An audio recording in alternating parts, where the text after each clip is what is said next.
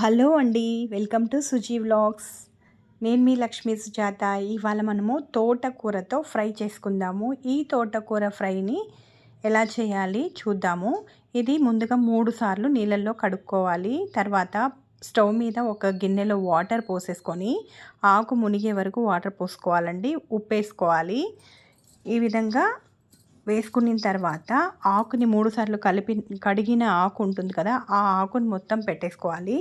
ఆకు పెట్టేసిన తర్వాత ఆకు పై వరకు నీళ్ళు అనేది రావాలి.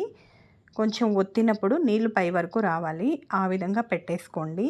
ఈ ఫ్రై మనము రైస్లోకైనా బాగుంటుంది, ఒట్టిదైనా తినేయచ్చండి. అట్లాగే మనం చపాతీలోకైనా తినచ్చు. ఈ విధంగా చూపించే విధంగా నొక్కండి. అప్పుడు వాటర్ పైకి వచ్చినట్లయితే మనకు సరిపోతుంది. ఇప్పుడు దీన్ని మూత పెట్టుకోవాలి. అప్పుడప్పుడు మధ్యలో 2-3 సార్లు ఉడికిందా లేదా చెక్ చేసుకోవాలి. ఈ విధంగా మనకి కాడలు కూడా ఉడకాలి. కాడ పట్టుకొని నొక్కితే ఉడికినట్లు అనమాట. ఉడికితే అప్పుడు మనము దీన్ని వడపోసుకోవాలి. తుల్లుల గిన్నెలోకి పోసేసామంటే ఈ వాటర్ అన్నీ కూడా వెళ్ళిపోతాయి. ఉడికేసిందండి ఆకు. ఇప్పుడు తుల్లుల గిన్నెలోకి మనము వంపుకుందాము.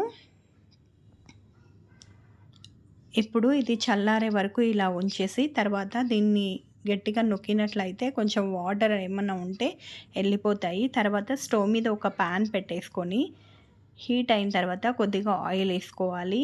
ఆయిల్ వేసి ఆయిల్ని బాగా వేడి చేయండి. ఇలా వేడైన తర్వాత ఇందులో కాస్త జీలకర్ర వేసుకోవాలి. అలాగే ఆ జీలకర్ర వేడైన తర్వాత కాస్త ఆవాల్ని కూడా యాడ్ చేసుకోవాలి. అలాగే కొంచెం మినపప్పు, తెల్లగడ్డ, ఎండుమిర్చి, కరివేపాకు కూడా యాడ్ చేసుకోవాలండి.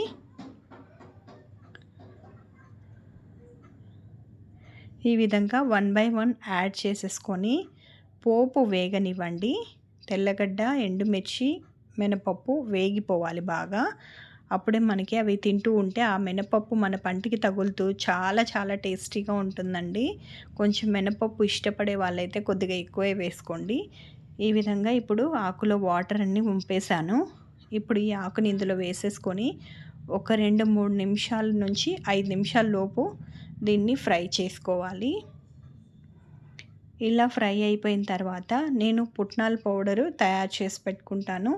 ఆ పుట్నాల పౌడర్ని ఇక్కడ యాడ్ చేసుకోవాలి. ఇందులోకి వేసేసుకోవాలి. 2 స్పూన్లు పుట్నాల పౌడర్ వేసుకుంటే మనకి కరెక్ట్గా సరిపోతుంది.